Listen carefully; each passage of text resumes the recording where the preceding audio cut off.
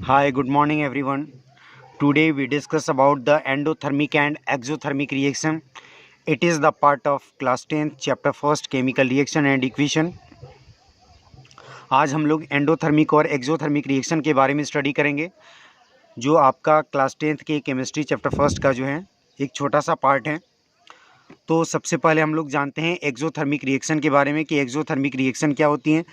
तो exothermic reaction को हिंदी में बोलते हैं ऊष्माक्षेपी अभिक्रिया। एक्सोथर्मिक मीन्स होता है, एक्सोथर्मिक को हिंदी में बोलते हैं ऊष्माक्षेपी, और रिएक्शन लगा देंगे तो उसको बोलेंगे अभिक्रिया। तो एक्सोथर्मिक रिएक्शन को हिंदी में बोलते हैं ऊष्माक्षेपी अभिक्रिया।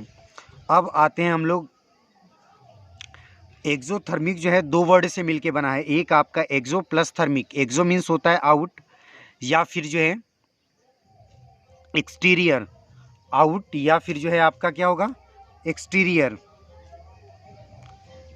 एक्सटीरियर थर्मिक मीन्स होता है हीट, यानी एक्सोथर्मिक का कंबाइंड वे में अगर हम स्टडी करें तो हम बोल सकते हैं कि जो हीट बाहर रिलीज होती हो, जो बाहर निकलती हो। तो डिफाइन कर लेते हैं एक्सोथर्मिक रिएक्शन को। तो exothermic reactions are those chemical reactions which release energy usually in the form of heat और लाइट। यानी एक्सोथर्मिक रिएक्शन क्या होती हैं? तो एक्सोथर्मिक रिएक्शन वे अभिक्रियाएं होती हैं, वे रासायनिक अभिक्रियाएं होती हैं जो क्या करती हैं, जो एनर्जी रिलीज करती हैं, जो एनर्जी देती हैं, यानी जो ऊर्जा जो ऊर्जा हमको क्या करती हैं, देती हैं। Usually in the form of heat और लाइट। किसके फॉर्म में? या तो हीट के फॉर्म में देगी या फिर लाइट के फॉर्म में देगी। ठीक। अब बोल रहा है कि in exothermic reaction energy is released because of the total energy of the product is less than the total energy of the reactant. यानी होता क्या है एक्सोथर्मिक रिएक्शन में कि जब हम लोग देखेंगे तो क्या देखते हैं कि केमिकल इक्वेशन जब हम लिखते हैं तो एक साइड में आपका रिएक्टेंट होता है, एक साइड में प्रोडक्ट होता है। तो बोल रहा है कि जो प्रोडक्ट का मतलब टोटल प्रोडक्ट होगा, तो टोटल प्रोडक्ट का जो टोटल एनर्जी होगा वो हमेशा लेस होगा किससे? Total energy of the reactant. यानी जो टोटल एनर्जी होगी रिएक्टेंट की वो ज़्यादा होगी as compare to the total energy of the product. तो जब एनर्जी रिएक्टेंट की ज़्यादा होगी, जब प्रोडक्ट की एनर्जी जो है कम होगी, रिएक्टेंट की एनर्जी ज़्यादा होगी, तो ये रिएक्शन आपकी एक्सोथर्मिक कहलाएगी। The change in enthalpy is negative. Enthalpy जो है चेंज इसका क्या होता है? निगेटिव होता है। यानी डेल्टा एच जो होगा आपका, डेल्टा एच की जो वैल्यू होगी वो क्या होगी? निगेटिव हो जाएगी इसके लिए। अब ये डेल्टा एच क्या होगा हम इसको आगे आपको डिस्कस करेंगे तो क्लियर कर देंगे कि डेल्टा एच को कैसे हम आइडेंटिफाई करेंगे। एग्जाम्पल देख लेते हैं एक्सोथर्मिक रिएक्शन की। तो exothermic reaction making of ice cube, ice cube बनाते हैं जब हम, तो वो एक्सोथर्मिक रिएक्शन का एक एग्जाम्पल है। ये चीज़ अगर नहीं समझ में आती है तो आप सिंपली ले लीजिए एनी कंबशन रिएक्शन। कोई भी कंबशन रिएक्शन यानी किसी भी पदार्थ को अगर हम जलाएंगे तो जलाने के बाद हमको क्या देगा? एनर्जी देगा, एनर्जी रिलीज करेगा। अब कुछ लोग बोलेंगे कि सर हमको एलपीजी गैस जलानी या फिर वुड जलानी है तो हम बाहर से एनर्जी सप्लाई करते हैं तब जाके जलता है। हाँ, आपकी बात ज़रूर सही है कि उसको हम एनर्जी सप्लाई करते हैं, लेकिन वो क्या करते हैं, वो एनर्जी केवल उस सब्सटेंस को उसके इग्निशियन टेम्परेचर तक पहुंचाने के लिए करते हैं। जैसे मान लीजिए हमको लकड़ी जलाना है, तो लकड़ी जलाने के लिए हमने थोड़ा सा लकड़ी को एनर्जी सप्लाई किया। उसके पास मैच स्टिक लेके जाएंगे तो मैच स्टिक लेके जाएंगे और लकड़ी जलेगी। आप बोलोगे कि सर हमने उसको एनर्जी दिया है, हमने एनर्जी, लेकिन हमने दिया उस किस काम के लिए? हमने एनर्जी उसको इसलिए दिया है कि वो अपने इग्निशियन टेम्परेचर तक पहुंच जाए। अब कोई बोलेगा कि इग्निशियन टेम्परेचर क्या होता है? तो इग्निशियन टेम्परेचर एक ऐसा टेम्परेचर होता है, मिनिमम टेम्परेचर, जिस पे कोई सब्सटेंस स्टार्ट्स बर्न, यानी बर्निंग जो है किसी पदार्थ की स्टार्ट तभी होगी जब कोई पदार्थ अपने इग्निशियन टेम्परेचर पे पहुंचेगा। ओके। बोला है कि न्यूट्रलाइजेशन रिएक्शन, यानी न्यूट्रलाइजेशन रिएक्शन में क्या होगा कि न्यूट्रलाइजेशन रिएक्शन में क्या होगा कि न्यूट्रलाइजेशन रिएक्शन में हम लोगों ने पढ़ा होगा कि जब हाइड्रोक्लोरिक एसिड रिएक्ट करता है किसके साथ? सोडियम हाइड्रोक्साइड NaOH, तो ये बनाता है क्या? NaCl और प्लस H2O, वाटर रिलीज करता है। तो ये रिएक्शन जो है न्यूट्रलाइजेशन रिएक्शन होगी। क्यों? क्योंकि एक एसिड जो है बेस के साथ रिएक्ट करता है और ये जो है न्यूट्रल सब्सटेंस का फॉर्मेशन करता है, न्यूट्रल सब्सटेंस। और वाटर भी जो है आपका न्यूट्रल होता है, तो इसलिए जो है ये क्या हो जाएगा आपका, ये आपकी रिएक्शन जब प्रोसीड करती है तो इस रिएक्शन के प्रोसीड करने के बाद लार्ज अमाउंट में एनर्जी भी आपको क्या मिलती है, ऑब्टेन्ड होती है। तो न्यूट्रलाइजेशन रिएक्शन भी जो है एक्सोथर्मिक रिएक्शन का एक एग्जाम्पल है। अगला जो एग्जाम्पल है आपका, बोल रहा है कि dissolve laundry detergent in water. जब लॉन्ड्री डिटर्जेंट यानी जो आपके घर पे जो है सर्फ एक्सेल होगा या फिर जो है सर्फ एक्सेल, टाइड या जो भी आप डिटर्जेंट यूज़ करते हो, तो उन डिटर्जेंट को आप जो है एक मुट्ठी में ले लीजिए और मुट्ठी में लेने के बाद पानी के अंदर अपने मुट्ठी को डालिए। यानी अपने मुट्ठी को जब पानी के अंदर आप डालेंगे और तो आप फील करेंगे कि जब हल्का हल्का पानी जो है डिटर्जेंट के कांटेक्ट में जाएगा तो आपको लगेगा कि गर्माहट जो है, एक तरह का जो है हॉटनेस आपको फील होगा। वो हॉट इसलिए फील होता है क्योंकि ये जो है वाटर जब डिटर्जेंट के साथ रिएक्ट करता है तो उसके रिजल्टेंट वो क्या करता है, एनर्जी रिलीज करता है। तो वो भी जो है एक्सोथर्मिक रिएक्शन का जो है एग्जाम्पल हो जाएगा। ओके, अगला बोल रहा है कि रस्टिंग ऑफ आयरन, यानी आयरन जो है वो भी रस्ट करता है, वो भी क्या है, वो एक एग्जाम्पल है आपका एक्सोथर्मिक रिएक्शन का। बोला है कि reaction between water and anhydrous salt, anhydrous salt जो होते हैं वो भी जो है वाटर के साथ रिएक्ट करेंगे तो क्या करेंगे, एक्सोथर्मिक रिएक्शन होगा, यानी हीट रिलीज करेंगे। अब आते हैं हम अगले टॉपिक पे, एंडोथर्मिक पे।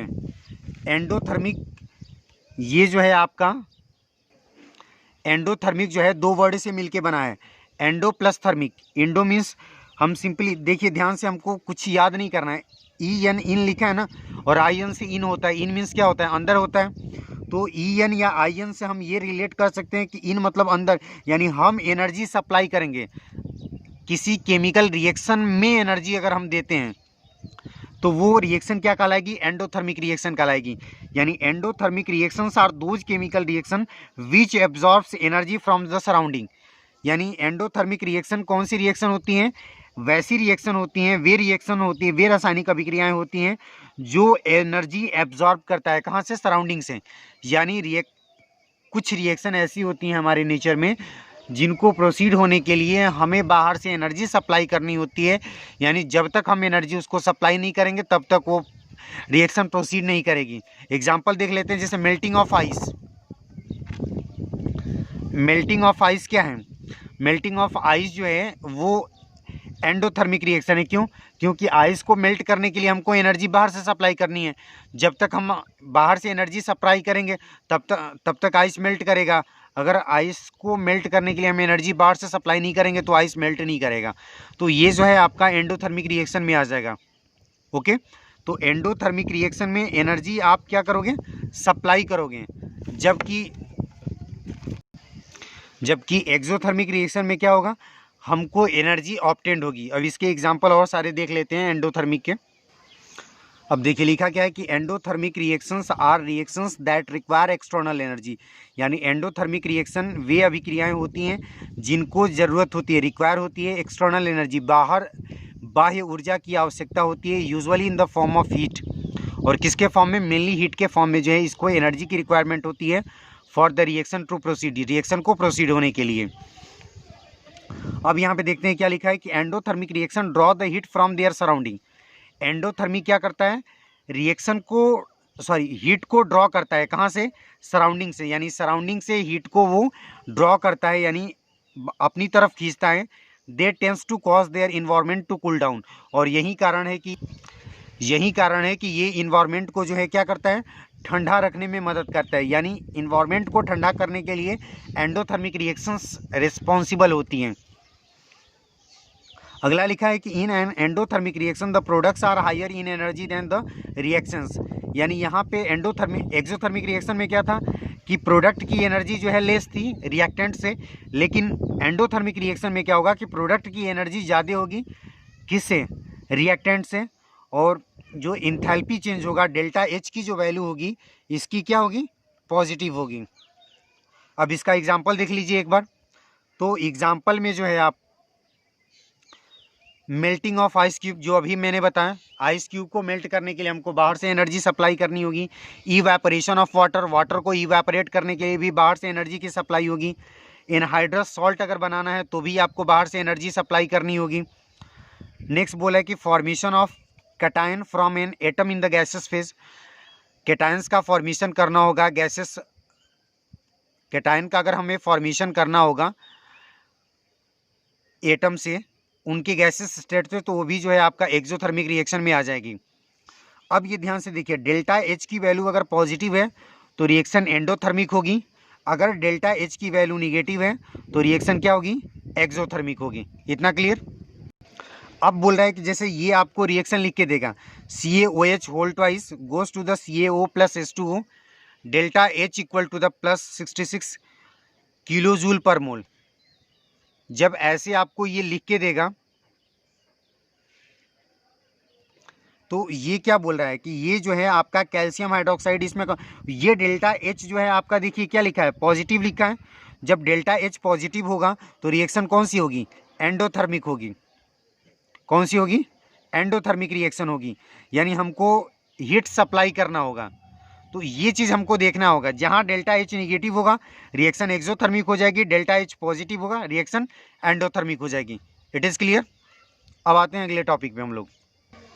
अब अगला हम लोग का टॉपिक है application of the oxidation reaction in daily life. हम लोगों ने पिछले क्लास में, पिछले वीडियोज़ में जो है हम लोगों ने देखा था ऑक्सीडेशन रिएक्शन के बारे में, रिडक्शन रिएक्शन के बारे में। तो आज हम लोग एप्लीकेशन देखेंगे उसके। इस पार्ट में हम लोग जो है application of the oxidation reaction के बारे में देखेंगे इन डेली लाइफ, हमारे डे टू डे लाइफ में, एवरीडे लाइफ में जो है ऑक्सीडेशन रिएक्शन की क्या एप्लीकेशन है, क्या उसका उपयोग है। सबसे पहला जो है आपका कोरोजन। कोरोजन को हिंदी में बोलते हैं क्षरण। क्या बोलेंगे, क्षरण, यानी किसी पदार्थ का जो क्षय होता है उसी को क्या बोलते हैं, कोरोजन बोलते हैं। जैसे आप लोगों ने सॉइल में पढ़ा होगा तो सॉइल इरोजन पढ़ा होगा, यानी जब मृदा अपरदन जिसको हिंदी में बोलते हैं, यानी मिट्टी का जो कटाव होता है उसको सॉइल इरोजन बोलते हैं। बस वैसे ही समझिए कि कोरोजन जो है मेटल का होता है, यानी मेटल का जब कटाव होगा, मेटल जो है डिग्रेड होने लगेगा तो उसको हम क्या बोलेंगे, मेटल का कोरोजन बोलेंगे। तो कोरोजन क्या है, तो corrosion is the process in which metals are eaten up gradually by the action of air, moisture और a chemical such as an acid on their surface. बोला कि कोरोजन क्या है, तो कोरोजन एक प्रक्रिया है जिसमें मेटल क्या होता है, मेटल्स आर ईटन अप, यानी मेटल धीरे धीरे खत्म होने लगता है, gradually by action of air, हवा के कारण, हवा की जो है प्रभाव के कारण, मॉइस्चर के प्रभाव के कारण, या फिर किसी केमिकल, कोई एसिड वगैरह के प्रभाव के कारण ऐसा होता है जो उसके सरफेस पे एक रिएक्शन प्रोसीड होगी, और उसी रिएक्शन के प्रोसीड होने की वजह से जो है ये आपका कोरोजन होता है। बोला है कि corrosion is caused mainly by the oxidation of the metals by oxygen of air. अब ये आपको एप्लीकेशन दिख रहा है, क्या दिख रहा है, बोला है ना कि कोरोजन जो है कॉज होता है, किसकी वजह से होता है, तो मेटल जो है क्या करता है, ऑक्सीडाइज्ड होता है। मेटल जब ऑक्सीडाइज होगा तो मेटल के ऑक्सीडाइज होने से जो है आपका क्या होगा, कोरोजन होता है। तो corrosion is caused mainly by the oxidation of metals bye the oxygen of air, यानी हवा में जो ऑक्सीजन प्रेजेंट होती है उसकी वजह से जो है मेटल कोरोड होता है। अब ये कोरोडन, अगर ये कोरोजन जो है स्पेशली आयरन की कंडीशन में जब होगा तो उसको रस्टिंग बोलेंगे। Rusting of iron metal is most common form of the corrosion, यानी कोरोजन सारे मेटल्स का होता है, लगभग सारे मेटल्स का कोरोजन होता है। लेकिन अगर कोरोजन आयरन का होगा तो उसको जो है रस्टिंग के नाम से जानते हैं। इतना क्लियर। बोला है कि ड्यूरिंग द कोरोजन, कोरोजन के टाइम में होता क्या है कि जो आयरन होगा वो आयरन जो है एयर में जो वाटर प्रेजेंस होगा, ऑक्सीजन होगा ही, ये आयरन जो है एयर में प्रेजेंट, ये जो है ये मान लीजिए ये आपका एयर से है, एयर में आपको ऑक्सीजन मिल जाएगा, वाटर मिल जाएगा, इन दोनों के साथ ये रिएक्ट करता है और रिएक्ट करने के बाद ये कंपाउंड बनाता है। कौन सा compound, iron oxide, hydrated iron oxide बनाता है। और ये हाइड्रेटेड आयरन ऑक्साइड जो है रेड ब्राउन कलर का, किस कलर का, रेड ब्राउन कलर का, या ब्राउनिश कलर हम लोग इसको बोल सकते हैं। तो रेड ब्राउन कलर का जो है हम देखे होंगे अपने आसपास जो है लोहे की छड़ वगैरह, लोहे जो है या फिर लोहे के कंटेनर्स या आयरन के कंटेनर्स हम रख देते हैं, तो देखे होंगे कि आयरन के कंटेनर्स पे कुछ दिन बाद जो है रेडिश ब्राउन कलर का एक लेयर फॉर्म्ड हो जाता है। वो जो लेयर फॉर्म्ड होता है वो Fe2O3 इंटू XS2 होता है। ये X का मतलब वो है कि वाटर ज़्यादा हो सकता है, कम भी हो सकता है, यानी 2H2O हो सकता है, 3H2O हो सकता है, 4H2O हो सकता है। तो X जो है एक वेरिएबल क्वांटिटी है, इसीलिए X यहाँ पे यूज किया गया है। वाटर की प्रेजेंस ज़्यादा होगी तो उसके अकॉर्डिंग ये चलेगा। ओके, तो अगर आयरन पे रेड ब्राउन कलर का एक लेयर फॉर्म्ड हो गया तो आप समझ लीजिए कि आयरन हमारा रस्ट कर रहा है। तो ये हो गया आपका rusting. Specially in it is a type of corrosion of iron. Rusting क्या है, अगर जैसे एग्जाम में पूछता है कि व्हाट इज रस्टिंग, तो rusting is a type of corrosion for iron metal. Iron metal के लिए जो कोरोजन होता है उसको रस्टिंग के नाम से जानते हैं। अब बोल रहा है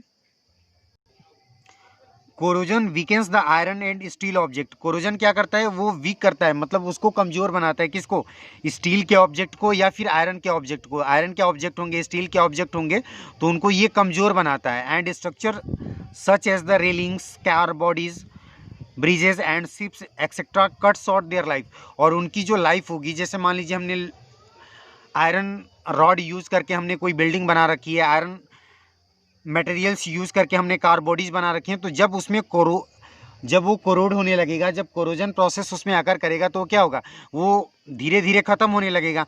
जब धीरे धीरे ख़त्म होगा तो उसकी लाइफ क्या हो जाएगी, उस ऑब्जेक्ट की, उस मटेरियल की, वो जो हमारा इक्विपमेंट्स होगा, जो कंटेनर होगा, उसकी लाइफ जो है कम हो जाएगी।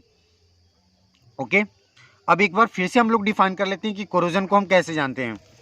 बोले कि corrosion is a natural process that converts the refined metal into the more chemical stable form such as the oxide, hydroxide और सल्फाइड। बोला है कि जो कोरोजन होता है वो एक नेचुरल प्रोसेस है। ठीक, जब हम मेटल्स को एयर में एक्सपोज करेंगे तो वो या तो ऑक्साइड बना लेगा, अपना ऑक्साइड की लेयर बनेगी, या फिर हाइड्रोक्साइड की लेयर बनेगी, या फिर जो है आपकी सल्फाइड की लेयर बन जाएगी। इन्हीं तीनों में से किसी एक की लेयर जो है आपका फॉर्म्ड हो जाता है मेटल के सरफेस पे, जिससे मेटल क्या होता है, कोरोड होने लगता है। अब एग्जांपल देख लेते हैं और सारे।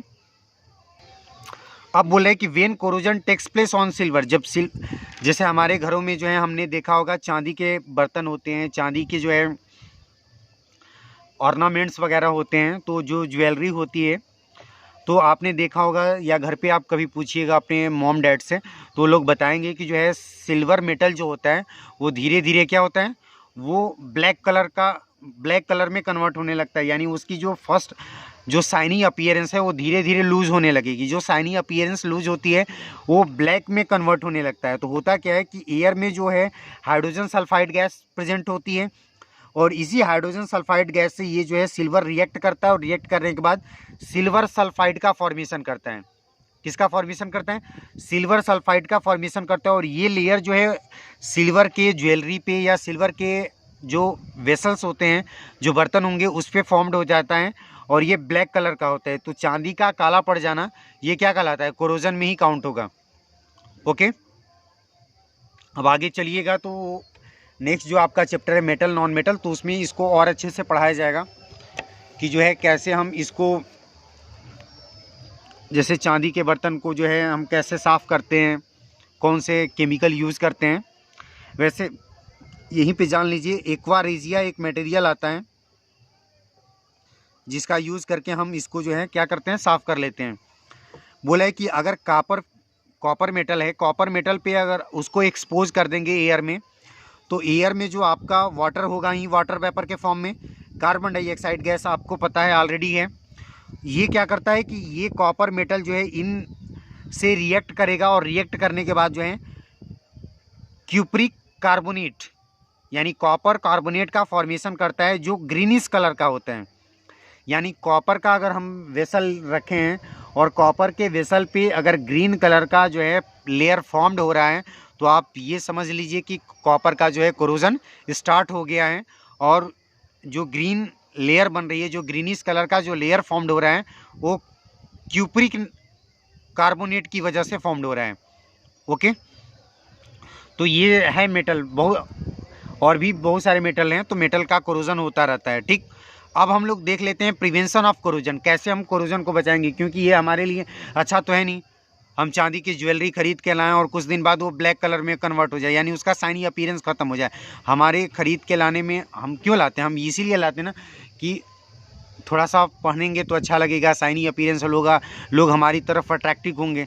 और ब्लैक कलर का हो जाए, शाइनी अपीयरेंस ना रहे तो फिर फ़ायदा।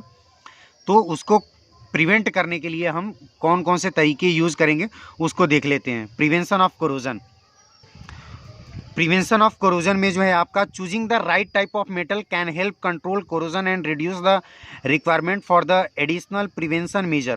बोल रहा है कि क्या करते हैं हम, कि हम जब मेटल का सिलेक्शन करते हैं, जैसे कि मान लीजिए हमको बिल्डिंग बनानी है, हमको रेल कोच बनाना हो, या फिर जो है आपको कोई भी ब्रिज बनानी हो, तो जो हम मेटल का सिलेक्शन करते हैं तो उस समय हम इस बात को ध्यान दें कि जो मेटल का सिलेक्शन होगा वो राइट मेटल का सिलेक्शन होना चाहिए। राइट मेटल का मतलब कि इस तरह के मेटल का हम सिलेक्शन करें जो क्या हो, कोरोजन रेसिस्टेंट हो, यानी जिस पे कोरोजन का इफेक्ट या जिस पे जो है एयर का इफेक्ट, यानी हवा ऑक्सीजन का वाटर का इफेक्ट जो है थोड़ा कम होगा। तो यही बोल रहा है कि हम राइट टाइप मेटल को चूज़ करें पहले तो राइट टाइप मेटल को चूज़ करके भी हम मतलब कोरोजन को प्रिवेंट कर सकते हैं। एग्जांपल के तौर पे हम ले सकते हैं metal like aluminium, stainless steel, इनके पास जो है रेसिस्टेंट पावर जो होती है, यानी कोरोजन रेसिस्टिंग पावर जो होती है वो बहुत ज़्यादा होती है। इसीलिए हम जब भी कोई चीज़ बनाते हैं तो हम ज़्यादातर प्रीफर करें कि अगर आयरन की जगह पे इन मेटल्स को यूज़ किया जा सकता है तो हमको कर लेना चाहिए। इसीलिए आजकल जो भी आपकी पहले ब्रिज बनती थी तो आयरन की बनती थी जो जल्दी ख़राब हो जाती थी। अब जो ब्रिज वगैरह बन रहा है, अब जो आपके बर्तन वगैरह भी बनते हैं या फिर जो है रेल कोच वगैरह बनाया जाता है तो एल्युमिनियम या स्टेनलेस स्टील को यूज़ करके बनाया जाता है। ओके, सेकेंड मेथड है कोरोजन को प्रिवेंट करने का, बोला है कि one of the cheapest ways to control the corrosion by applying a layer of paint on the surface of the metal.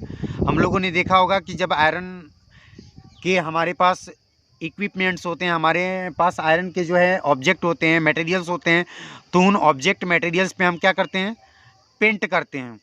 जब पेंट कर देंगे तो पेंट करने से क्या होगा कि एक लेयर फॉर्म्ड हो जाएगी, यानी डायरेक्ट मेटल कांटेक्ट में नहीं आएगा, किसके, एयर के, यानी एयर के जब डायरेक्ट कांटेक्ट में नहीं आएगा तो ऑक्सीजन या फिर जो है वाटर के साथ रिएक्ट नहीं करेगा। जब रिएक्ट नहीं करेगा तो हमारा मेटल क्या होगा, सेफ बचा रहेगा।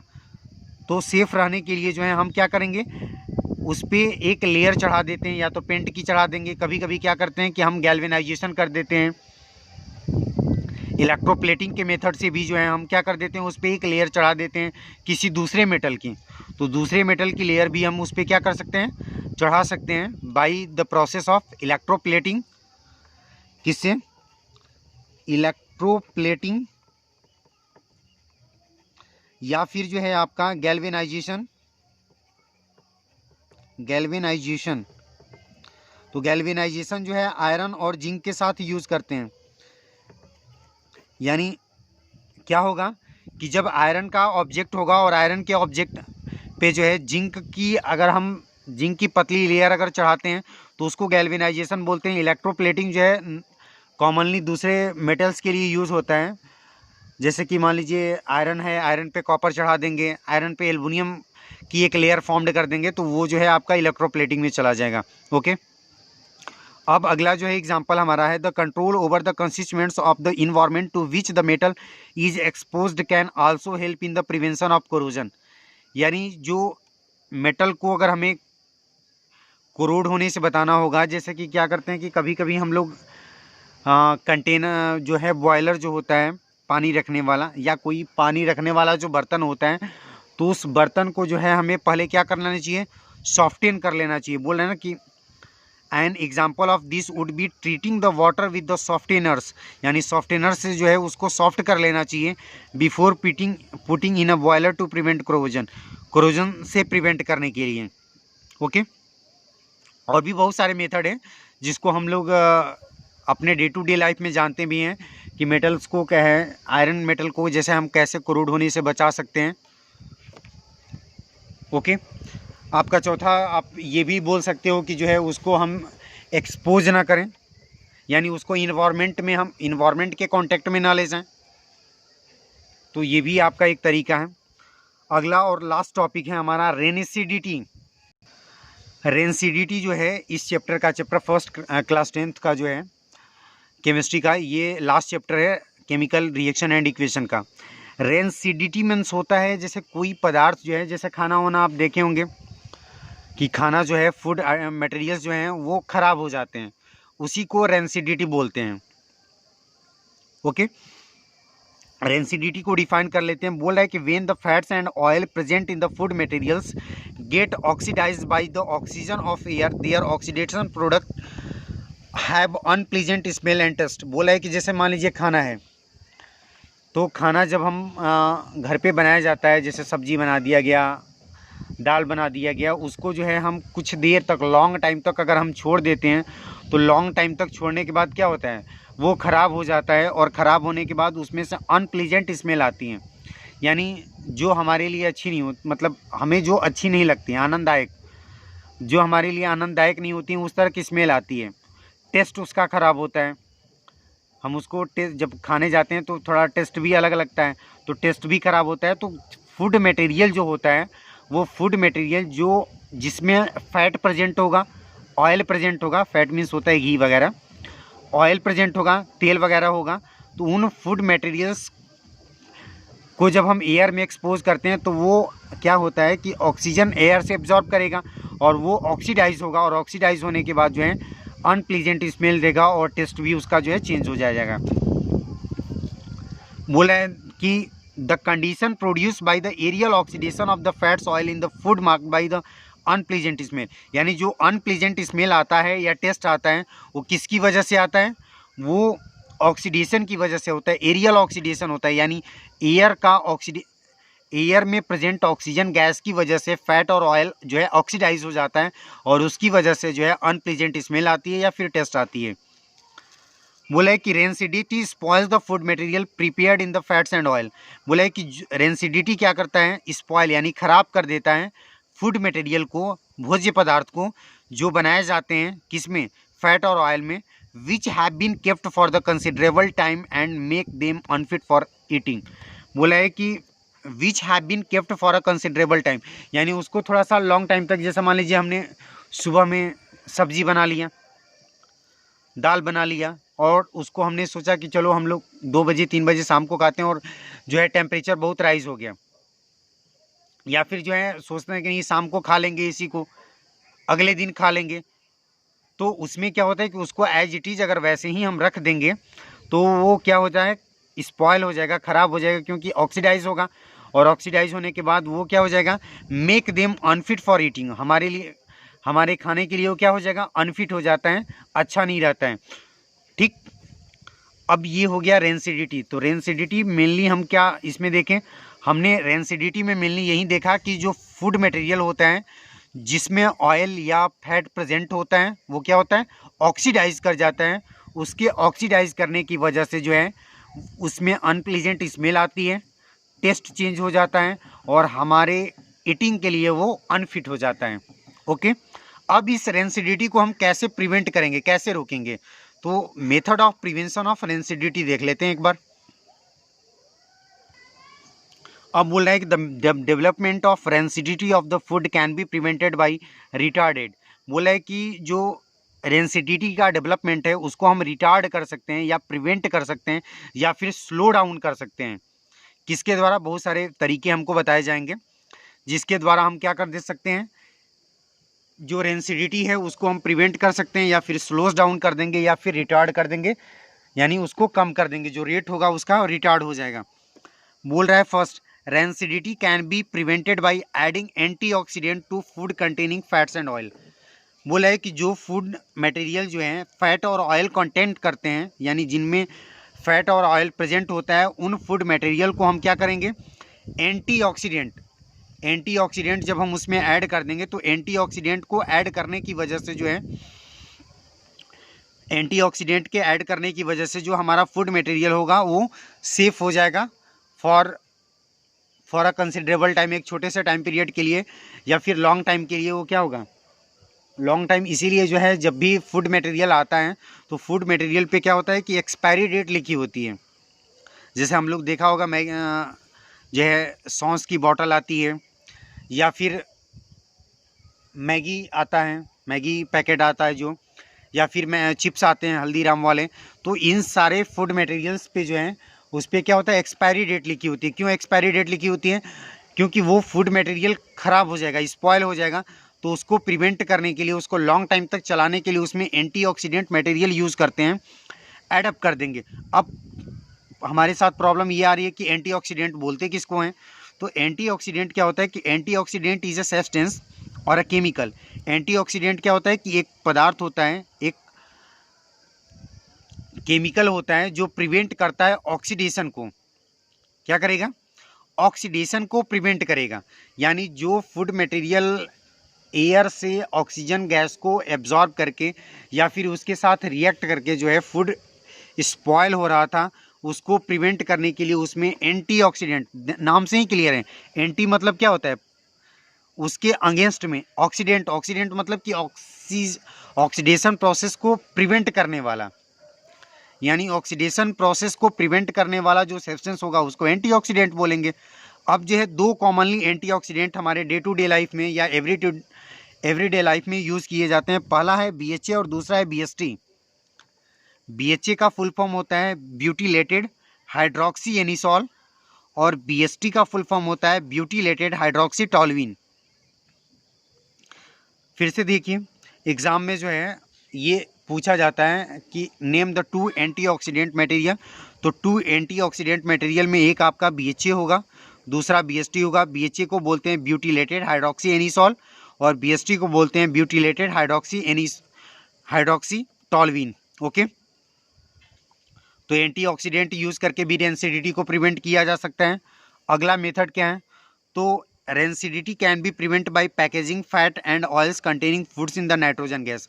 आपने देखा होगा हल्दीराम का जो पैकेट आता है चिप्स वाला, या फिर बाकी के भी चिप्स के पैकेट आते हैं, कुरकुरे के जो पैकेट्स आते हैं, उन पैकेट्स में देखा होगा आपने एयर फिल होता है। तो वो एयर नहीं होता है, वो नाइट्रोजन गैस होती है, प्योर नाइट्रोजन गैस होगी। उसमें किसी भी तरह का ऑक्सीजन गैस का थोड़ा सा भी कांटेक्ट नहीं होगा। ऑक्सीजन गैस अगर थोड़ी सी भी कांटेक्ट में आ गई तो फिर जो है वो आपका क्या हो जाता है, उसको आपने देखा होगा ना, लूज पूस टाइप का हो जाता है, या फिर जो है धीरे धीरे वो ख़राब हो जाएगा। उस पर अलग तरह के जो है वो फंगस टाइप का जो है उस पर अपीयर्ड हो जाता है। तो रेंसिडिटी जो को हम प्रिवेंट कर सकते हैं जब पैकेजिंग कर रहे हैं, तो पैकेजिंग करते वक्त उसमें नाइट्रोजन गैस फिल कर देंगे उस पैकेट में, तो भी जो है हम उसको प्रिवेंट कर सकते हैं। तीसरा जो तरीका है वो rancidity can B retarded by keeping a refrigerator. यानी हमने देखा होगा, मैंने बोला ना कि जैसे हम सुबह में खाना बना देते हैं, जैसे दाल बना दिया, सब्जी बना दिया, तो उसको प्रिवेंट करने के लिए हम क्या करते हैं, लगातार उसको हम गर्म करते रहें। लगातार गर्म करते रहेंगे तो भी क्या होगा कि उसमें जो बैक्टीरिया होगा वो स्पॉयल कर जाएगा, सॉरी डिस्ट्रॉय हो जाएगा। बैक्टीरिया उसमें जो है किल होता रहेगा, या फिर जो उनका ग्रोथ होगा वो ग्रोथ रेट थोड़ा कम हो जाता है। जब ग्रोथ रेट कम हो जाएगा तो फूड जो है हमारा स्पॉयल नहीं होगा। या फिर दूसरा तरीका क्या है कि हम उसको रेफ्रिजरेट कर दें, यानी उसको जो है रेफ्रिजरेटर में हम ले जाके रख देते हैं, तो भी हमारा फूड मटेरियल्स क्या होता है, एज इट इज़ बचा रहता है। अब ये नहीं कि आप जो है चिप्स और कुरकुरे जो है ओपन कर लीजिए और ले जाके फ्रिज में रख दीजिए, तो फिर आपको भी पता है कि उसकी स्थिति, उसकी कंडीशन क्या होगी, आप खा सकते हो कि नहीं खा सकते हो। तो हर एक जगह पे जो है अपना दिमाग ज़्यादा यूज़ नहीं करना है, कुछ मटेरियल्स के साथ ही यूज़ कर सकते हैं ये रेफ्रिजरेशन वाला, ये नहीं कि सबके साथ लगा दिए कहीं कॉन्सेप्ट। ओके, अब बोला है कि rancidity can be treated by storing food in the air tight container. यानी जब हम फूड को स्टोर कर रहे हों तो जो हमारा कंटेनर होगा उसको हम क्या करें, एयर टाइट कंटेनर, यानी जिसमें हवा कहीं से भी लीक ना करे, उसमें हवा कहीं से भी इंटर ना करें। तो इस तरह के कंटेनर में अगर फिल कर देंगे तो भी हमारी रेंसिडिटी होने से बच जाएगा। क्यों बच जाएगा? क्योंकि उसमें ऑक्सीजन, एयर जब नहीं जाएगी तो ऑक्सीजन नहीं पहुंचेगा, जब ऑक्सीजन नहीं पहुंचेगा तो फूड हमारा ऑक्सीडाइज नहीं होगा। ओके, अगला हमारा पांचवा जो है वो क्या है, rancidity can B retarded bye storing food away from light. बोला है कि जो रेंसिडिटी है, जो हमारा फूड स्पॉयल हो रहा है उसको हम बचा सकते हैं। कैसे? स्टोरिंग फूड, फूड को जो है हम स्टोर करें कहाँ पे, अवे फ्रॉम लाइट, यानी लाइट से दूर। लाइट में करने से भी क्या होता है कि लाइट के प्रेजेंस में जो है कुछ बैक्टीरिया जो होते हैं वो एक्टिव हो जाते हैं। तो जब बैक्टीरिया एक्टिव हो जाएंगे, जैसे ह्यूमन बॉडी को भी ग्रोथ होने के लिए क्या होता है, लाइट की, लिविंग थिंग्स को ग्रोथ होने के लिए लाइट की रिक्वायरमेंट होती है, वैसे ही बैक्टीरिया वगैरह जो होते हैं, कुछ बैक्टीरियाज जिनको ग्रोथ होने के लिए जो है लाइट की रिक्वायरमेंट होती है। तो इसलिए जो है अगर उसको हम लाइट से दूर रखेंगे तो रेंसिडिटी होने से बच जाएगा। तो इस तरह से जो है हम लोगों ने रेंसिडिटी के मेथड, रेंसिडिटी को प्रिवेंट करने के, यानी जो डेवलपमेंट ऑफ रेंसिडिटी है उसको प्रिवेंट करने के हम लोगों ने मेथड्स देखे। ओके, इस चैप्टर का ये लास्ट टॉपिक था और ये चैप्टर आपका जो है chapter first chemical reaction and equation आपका फिनिश समाप्त हो गया। ओके, जो भी आपको प्रॉब्लम होती है तो आप कमेंट बॉक्स में जाके कमेंट करिए, तो आप वहाँ पे जो है इन चीज़ों को आराम से ईज़िली पूछ सकते हैं कि इस टॉपिक में हमको ये प्रॉब्लम है, तो उससे रिलेटेड आपको जो है सलूशन वहाँ पे आपको प्रोवाइड कर दिया जाएगा। ओके, नेक्स्ट आपको इस चैप्टर में सबसे इम्पॉर्टेंट है आपका टाइप्स ऑफ रिएक्शन, उसको आप देख लीजिए। रेंसिडिटी, कोरोजन में आपका स्पेशली रस्टिंग जो है वो इम्पॉर्टेंट है। मेथड, आपका मेथड ऑफ प्रिवेंशन जो है वो भी इम्पॉर्टेंट है। तो इस तरह से बाकी के सारी चीज़ें जो हैं लगभग हम लोगों ने क्लियर कर रखा है। ओके, अब लास्ट में जो है हम लोग एक बार फिर से समराइज़ कर लेते हैं। बैलेंसिंग सबसे इम्पॉर्टेंट टॉपिक है, उसको आपको करना होगा। ओके, तो ये जो है आपका चैप्टर समाप्त हो गया, चैप्टर फर्स्ट। ओके, आपको अगर वीडियो अच्छी लगती है उसको लाइक करिए, अपने दोस्तों को शेयर करिए, ताकि आपके दोस्त भी इस वीडियो का जो है क्या कर सकें, लाभ उठा सकें। उनके लिए भी ये वीडियो जो है बेनिफिशियल हो सकता है, तो आप उनको शेयर करिए। कमेंट बॉक्स में जो है आप जाइए, कमेंट करिए कि आपको वीडियो कैसी लगती है, अच्छी लगती है या फिर आपको अच्छी नहीं लग रही है, तो किस वजह से अच्छी नहीं लग रही है, ये बात भी आप वहाँ पे डिस्कस करिए कि इस वजह से जो है ये वीडियो हमको अच्छी नहीं लग रही है, ताकि अगली वीडियो जो अपलोड हो उसमें जो है टीचर को ये इन्हेंस मिले, थोड़ा सा जो है बूस्टअप मिले कि जो है इस वजह से ये प्रॉब्लम है, तो उस प्रॉब्लम को सॉर्ट आउट कर देगा। नेक्स्ट जो है आपका चैनल को सब्सक्राइब कर लीजिए, ताकि चैप्टर सेकेंड के भी वीडियोज़ आपको ईजिली ऑब्टेंड हो जाएँ। तो इसी के साथ goodbye. Please like, share and comment and subscribe the channel and press the bell icon to get notification of next video. Okay, bye.